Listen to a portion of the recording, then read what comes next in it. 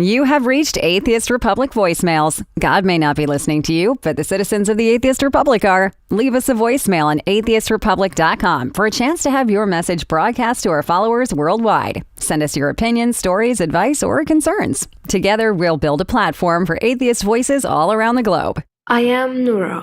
I am an atheist woman living in Saudi Arabia, Mecca, the capital city of Islam. I think my family want to kill me, and the government here in Saudi Arabia, if they know about me, they will kill me. So I need help. I am ready to do everything to become safe. Please help me. Hey, Atheist Republic, this is the first time I'm contacting you guys with the desire to record my voice. My name is Chigozie Okebo from Nigeria. I love your publications. You guys are on point. All your work show that you're diligent with your research. You put together good information and you publish them to the world. I want to let you know that you guys are doing a very, very wonderful job, and I wish I could comment on some of your Facebook content, your publications on Facebook. I've liked your page on Facebook, but I don't know, you don't let me comment and stuff. It doesn't have I don't know, must I join you as an atheist before I can comment on your publications? I really love you guys. Thank you. Hello, Atheist Republic. My name is Lero, and I'm from Kosovo, which is a small country in South Balkan who many people don't know of. But yeah, first of all, I need to take this out of my way. Kosovo is a super religious country. Like, everyone is religious, yeah.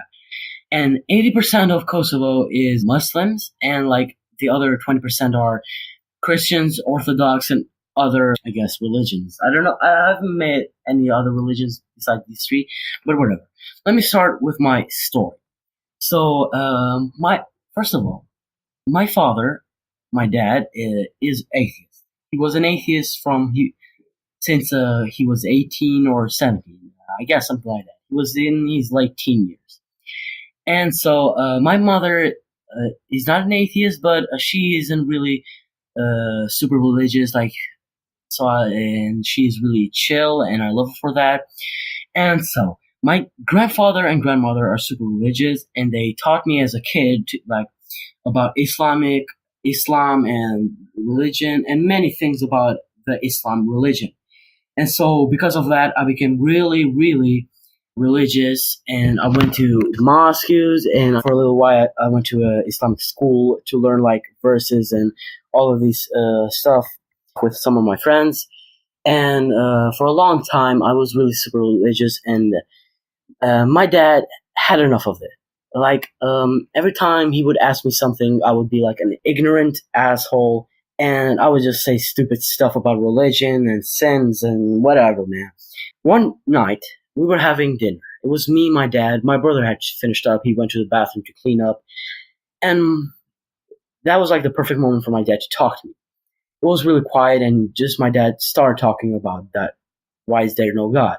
And it was a long talk, so I'm not going to stretch this.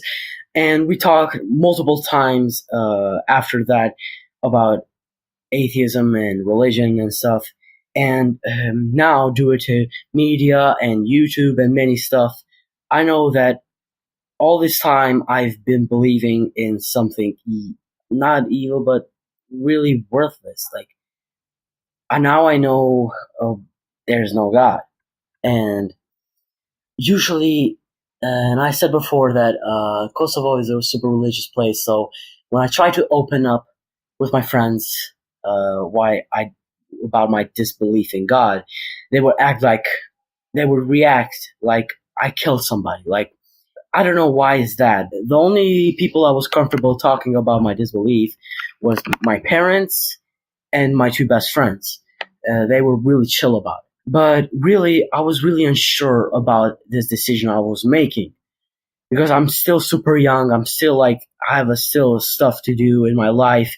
I was like, am I hurrying up a bit? Am I just really wrong? Am I just stupid, young, right now. I don't know what I'm saying, but am I really just stupid?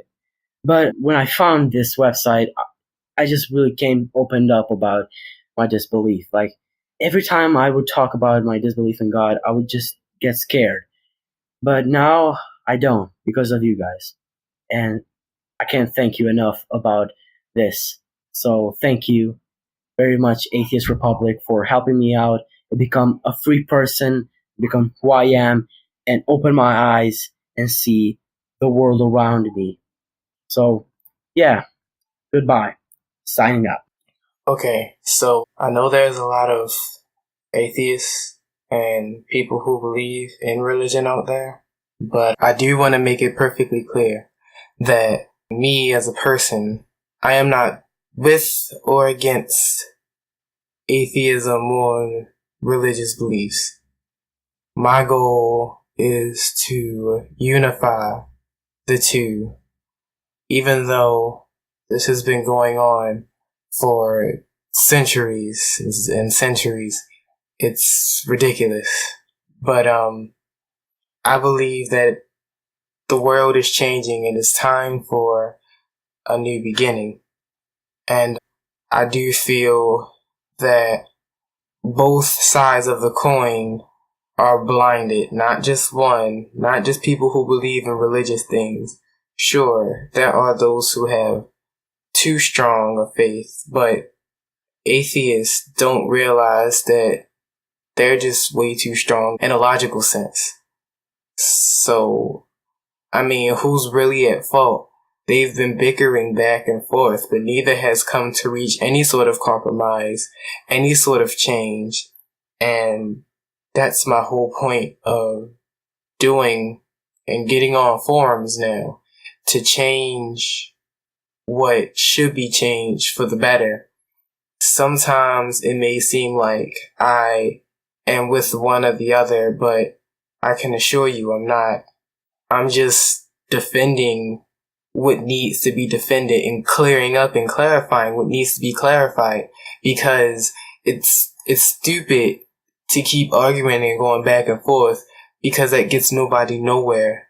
And the points that I give and make all leads up to unification, connectivity, because the world is moving forward. But there are some things that are still left and stuck in the past, and we need to upgrade and change them as time goes on. And I do feel that both sides are just confused and lost and needs change. So, that's my universal message, is that people believe that there can only be one way, but that is an incorrect method of thinking. And that you should think that, having an open mind should not conflict with what you believe in, because if you believe strongly in it, then having an open mind has nothing to do with it. But that's what I just wanted to address, and I hope that my message is spread, and I hope people will come seek out more what I have to say, because I truly believe that logically or illogically there is a form of unification, and I believe that I have the answer to it. I know it may seem like a silly and presumptuous task, even impossible, because of how different and conflicting the two are, and just past and previous stuff, but I just wanted to make that clear. And I know I'm running out of time, so I'm going to wrap it up here. And I guess that's it. I'm just so tired, I guess, of living in a country. It's a secularized country, so it should be well enough. They separated the church from the state a couple years ago, and I thought everything would be fine after that, I guess. But even now, they are so busy trying not to offend people, especially religious people, no matter what religion they belong to, that I'm thinking that they forget that religion is outdated, washed out, and the root source of a fuck ton of problems. I'm just amazed that the government and official resources would go so far in protecting an archaic way of thought. I understand learning and studying religion for academic and cultural and historical purposes. I'm doing that myself. That's not an issue because then you're basically A, you're looking at how stupid these cunts were, and B, you're looking at how their stupidity has trickled down into society. But going after it and going like, oh well, these people believe that there's a magical sky wizard, and their sky wizard is better than everybody else's sky wizard, and this sky wizard did just, I don't know, so much stuff. And there's a book about it, and, well, despite the fact that the book is full of inaccuracies, and, according to my studies, was written at different points in time by different people with different sources, because they didn't even have first-hand source material. Hi! Oh my god, yes, this is the book we're going to believe in, base our lives on, and our faith, and our fucking constitution? I don't think so. I am sorry, but I am not about to base my stuff on somebody else's fictional diarrhea. Hi, I'm Stu Simpson. I'm based in the UK. I'm currently living in London. I was brought up a Catholic and I wanted to be a priest until I was about 18 years old. I discovered that, well, from about the age of 13, that I was gay, that I am gay. And basically I prayed 3 times a day to God to ask for forgiveness, and to maybe make me another way. I lost my faith when I eventually came out when I was 18. But it took until about the age of 24 to actually deal with that and to try and process it as a thing. Eventually, I lost my faith altogether and I no longer believe in God. But I've realised, basically, as an adult now, that when I was a child, my relationship with the so-called God was the only close relationship I felt like I had in my life, in the sense that I wasn't going to get sent away from home by being honest with God, and I wasn't going to be alone because of God, because He was the only thing in my life which was constant, really. So, anyways, all of that set aside, recently I realised when I was on holiday in Italy, after seeing lots of churches, went to see loads of Renaissance artists in the role in the churches. It's Italy, after all. So, after that had happened, I was there for about 3 weeks, and 4 o'clock one morning I was lying there in bed and I realised I've never grieved for my loss of faith, for my loss of God in my life. It's basically like having your best friend die and all of a sudden you realise actually your best friend never existed in the first place. So how are you supposed to grieve for something that was never real? I still don't know how to do that, but that's a move forward because I think it has affected me over the years.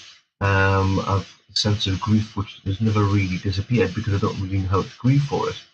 So I'm hoping that maybe some of you listeners may understand the way forward for me and people like myself who've had a very deep faith. And I mean, I wanted to be a priest for a very long time because I believed that much in what the church had brainwashed me with, basically.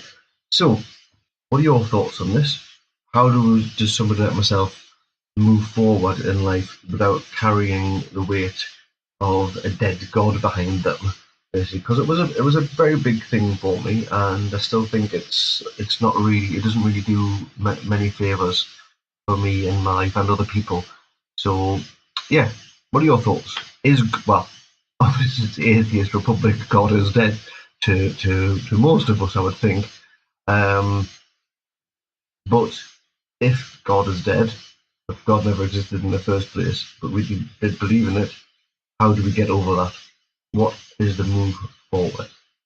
Okay, thank you very much for your time, and congrats on a very interesting website indeed. All the best. Hurrah. My name is Adam Shadrin. I live in Sussex, Wisconsin. I was talking to a friend of mine today on Facebook who said that he can't make up his mind about, I guess, God, and I think it's because of social pressure and feeling what his family thinks is right. And I was talking to him for a little bit. He had commented on my Facebook page, and so I had, I guess, sort of wrongly made the assumption that he might be an atheist or might be questioning in his beliefs. As I was talking to him, he had made several comments about how he's raising his son as a theist because he likes the energy that the church has and he likes the community there. And I was like, yeah, all that stuff, can be great. And he said something very interesting about a promise to raise his kid, his child, his son, as a person of faith, and how that promise, his promise to do that, is something that he feels binds him as well in a way, because he obviously would like to lead by example when he's raising his child. And I couldn't help but wonder, he had made certain comments such as, yeah, I understand that religious people tend to be the most judgmental of others. Yeah, I realize, that there's a lot of and I'm just summing it up here, this isn't verbatim. He had said that he realized that there was a string of, things that, I guess, when you're conditioning, you'll avoid the evidence and stuff like that, because you'll believe in God even though there's no evidence of God, and you'll believe in prayer even though there's no evidence that prayer is better than meditation or communication or a bunch of those other things. And then there's, he raised many questions, but still this, I guess you would say, this promise to, this pact that he had made with some family member who's obviously a Christian would make him feel so much pressure to raise his child as a religious person, and him wanting to, basically that. So he's rejecting, something that he questions. He's not exploring the inquiry further, so to speak. He's just going to accept and live a religious life because that's the example that he promised he would set for his child, which is, I guess I don't understand that. That's very odd, not to do that personal. I guess in the way that I view it, this family tree could be improved upon, potentially expanded upon, if he did the study himself, made the inquiry into whether or not the faith is for him, and raised his child with that free thinker option, instead of just saying, well, this is the only way I can do it because of this pact. So this pact and this promise are very, it's intriguing to me, that social pressure, and why that becomes such an enormous force that he's going to shape his child's life based on that. All right, that's all. Thanks for listening. Bye. Hi, I have been born in a Muslim family, but I am atheist for last 40 years almost, and I'm proud of myself. I like what you are doing as Atheist Republic. You really work hard, and you send very good information in Facebook, and I see you other places. Please keep doing and work for humanity. Please consider supporting us by sharing the podcast with your fellow heathens, or donating by going to atheistrepublic.com and clicking on support. Subscribe to Atheist Republic voicemails on iTunes, Stitcher, or your favorite podcast app. And please leave us a review.